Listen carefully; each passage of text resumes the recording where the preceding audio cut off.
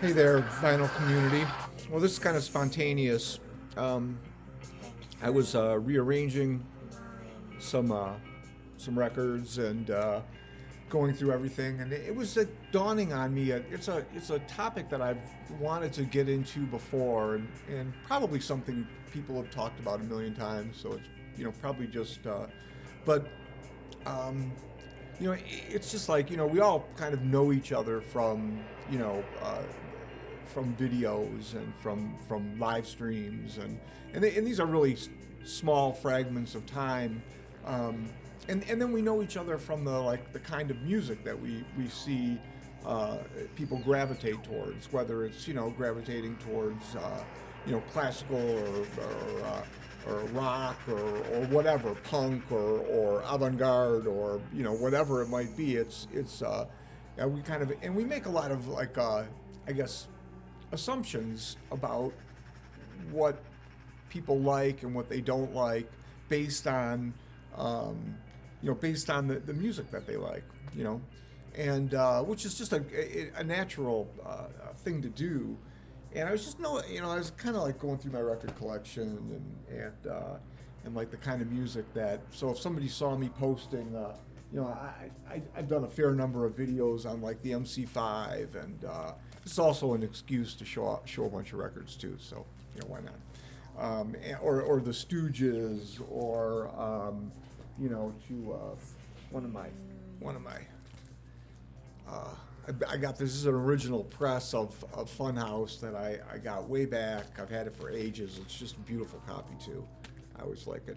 But anyway, and so they might, you would think that, oh well, Sean, he kind of likes he likes a lot of pre-punk or garage or what, and I do. That's cool. I like all that kind of music, and but I also like a lot of a lot of other kinds of music too. Particularly kind of electronic music. I like a lot of electronic music, and having come from Detroit, and techno was always a big thing, like back in my college days, and would go clubbing with friends, and really got into electronic music in a fairly substantial way, and I just love this music a lot, as much as I love this is a tough one to find, Moody Man, house, avant-garde house, for lack of a better way of putting it. Anyway, and so so there's that, and then I got off into later when I was in college and stuff, and I started to discover jazz and really I gravitated more towards the kind of more avant-garde end of jazz music, and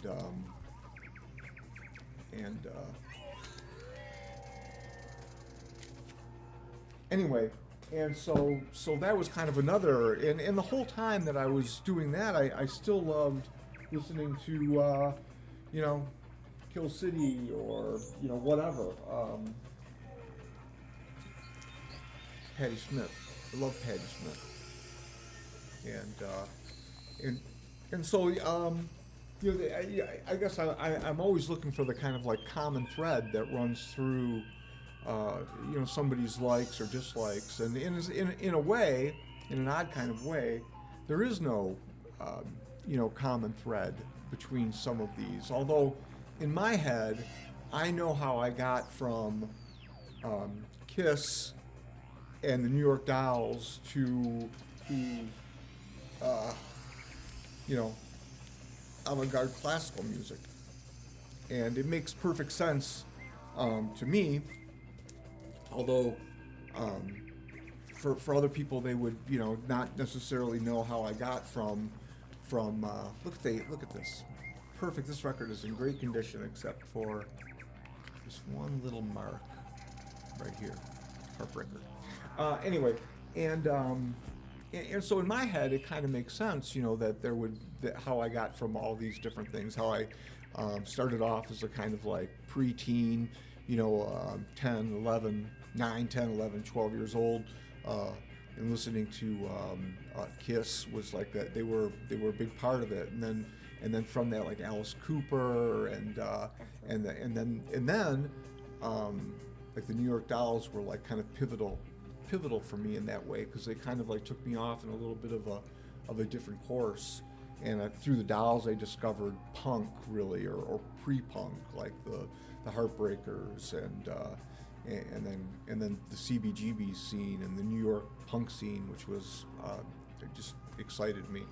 But anyway, and so, when I was in later, when I went to college, and those were years where I would go on Friday nights. I would go out with one group of friends and go see a rock and roll show at a bar. There are a lot of bars around. There's a place in Detroit called Harpo's, which was known to play like a lot of metal and stuff like that. And so you'd go there and see, oh God, who did we see there? A lot of different bands. I saw a band called Guitar Army there, which actually had members of some of the members of the MC5. Rob Tyner sang "Kick Out the Jams" with them. So, and we stood right by. This was like right before he died. And anyway, and so it's. I guess I really don't have a point, and this may look a little disjointed because I was just kind of sitting here thinking about it, and I hadn't done a video in a while.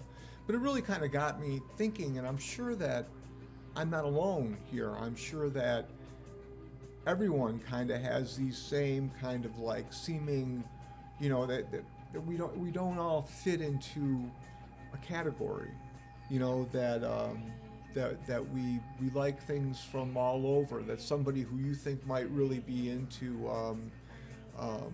metal. I think about the Metal Theologian is kind of a good one. He shows like great videos, and then he'll like avant-garde jazz and Sun Ra and stuff like that. And I think it's really cool, but I think we all are kind of there, and that we've just kind of all had these compartments that we've investigated and looked down, and there are so many that you can't like everything. And I think about it, just thinking about it now, and like a couple of pivotal bands I think were for me where some of this kind of like comes together, where I take the like love of like garage punk rock and then like avant-garde jazz or classical or electronic music, and one of the bands that like was really pivotal I think for me, and they're not my favorite band, but a pivotal band in that they took me into different directions, is Sonic Youth. And Sonic Youth was that band that just satisfied for a while, satisfied kind of both ends of that for me. And to this day, I still like the music that they did, because I think they had those punk influences and those garage influences, but had the ambitions of wanting to look further. And I just think that that's a kind of an interesting area. Actually, hold on just a minute.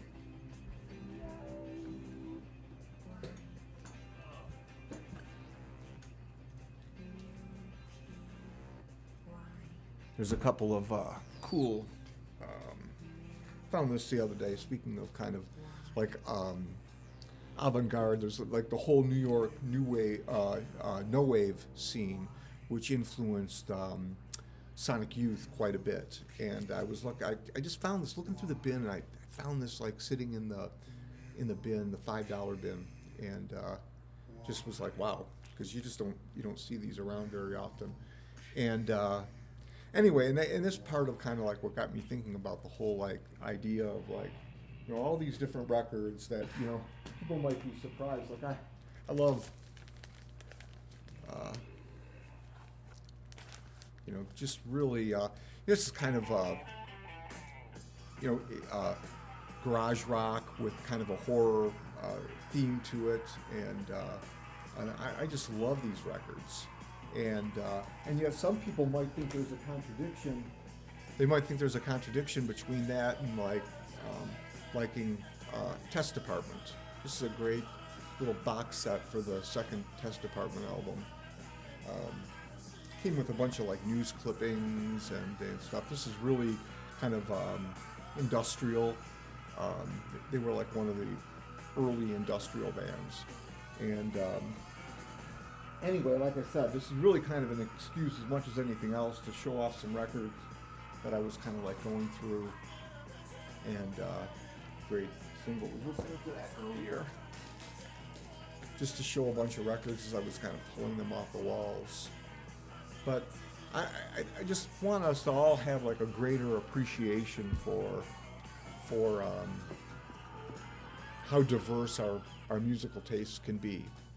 And I don't think I'm alone there. That, you know, like I said, I think we all make certain assumptions about, you know, what we like and what we don't like based on just really kind of small fragments of time, and I think we're all broader than that, and that there can be a lot of areas of our collections that, you know, we might not even know about. You know, I look at my Kiss collection on the wall, which isn't huge or anything, but I think I probably have the first 8 or 9 Kiss records, and now, and there's nothing wrong with that. I mean, I still pull them out every once in a while. Am I going back to them a lot and listening to them? I'm probably not. Not that there's anything. I'm not making a judgment on that. There's nothing wrong with that.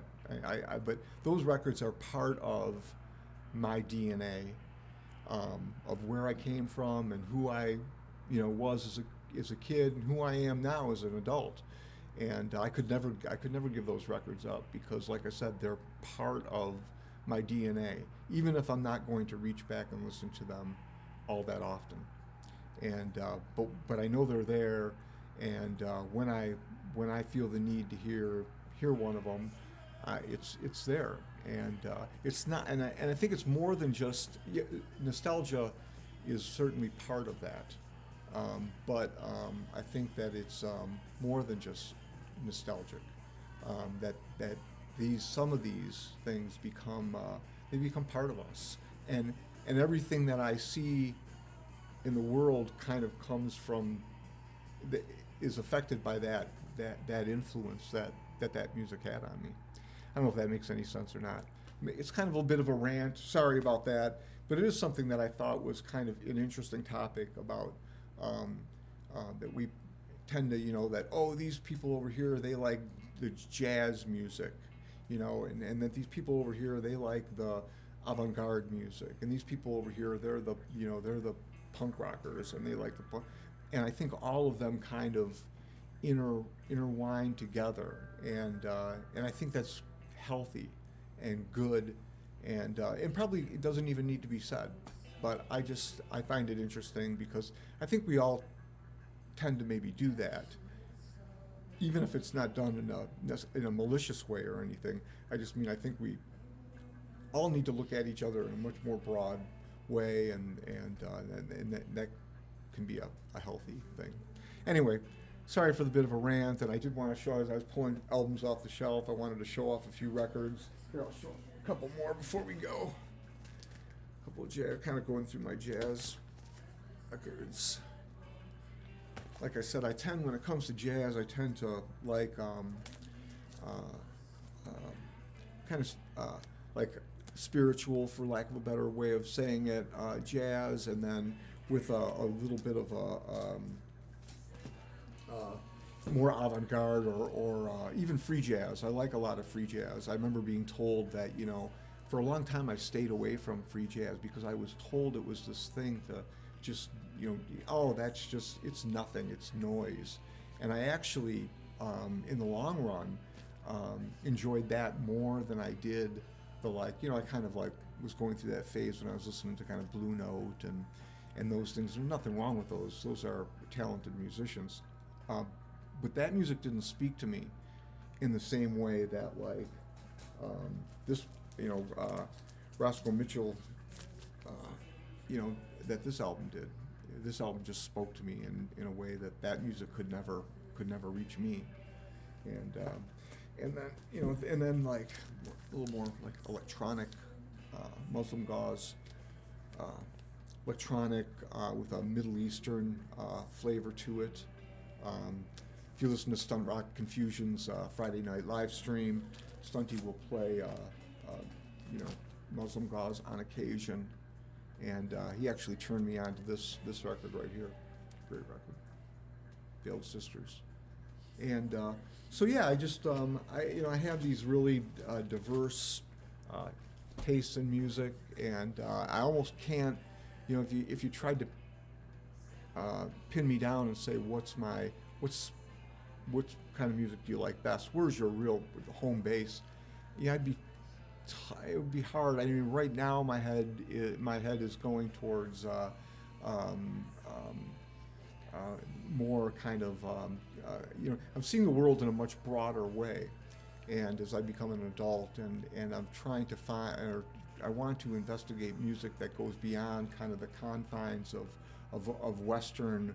I feel like we're this island in the United States, and that we don't reach out and around the world or around the globe as much as we could or we should, and that as a result of that, we tend to think that we make a list of top 100 guitar players of all times, and they're all from 3 or 4 or 5 countries, when there are many guitar players who we've never even heard of, and that we should make more of a kind of consideration for that.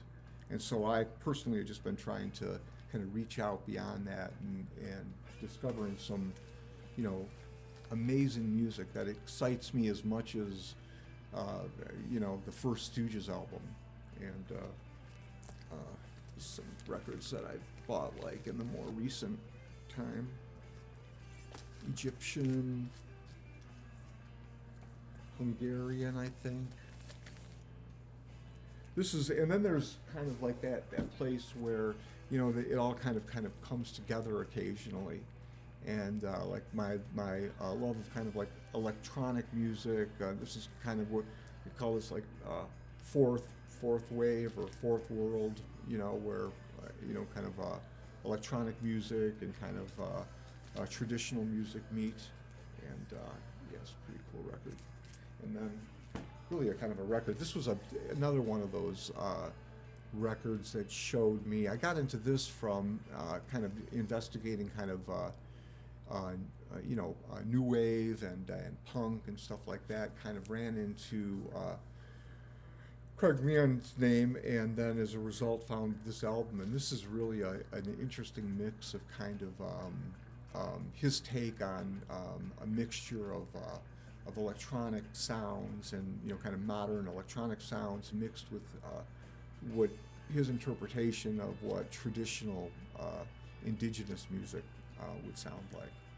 And cool record. I tell Fred, when I bought this, it was like a $5 record. This has kind of become a little more sought after than that. I think there's a version of it out that he tried to re-record it, and so you're not getting exactly the same. I think that's the story on it anyway. Anyway, like I said, a little bit of a rant, but a topic that I just think is interesting, and one that there's no answer to, and one that that we should all just be aware of each other, and that there's a lot more to us than just that little area that we maybe see in a video or that we see on a live stream, and that we've all got those areas in our collection where we've got the records that we listened to as a kid, or records that remind us of our parents, and so anyway, all right, VC, thanks, and hang in there. These are weird times. These are weird times, and scary times. I mean, it's hard to even think about what's going on.